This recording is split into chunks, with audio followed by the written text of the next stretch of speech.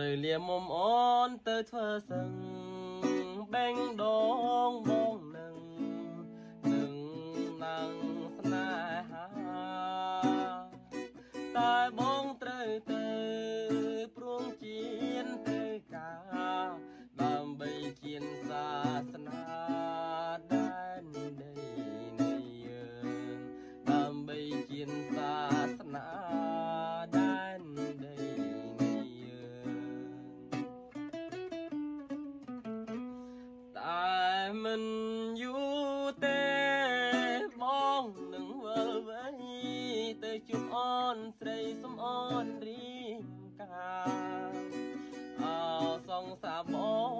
ងអើម្ចាំងស្នេហានឹងសុំអូនរៀងការថ្លៃជាប្រពន្ធប្តីនឹងសុំអូនតាមខាន់ស្លា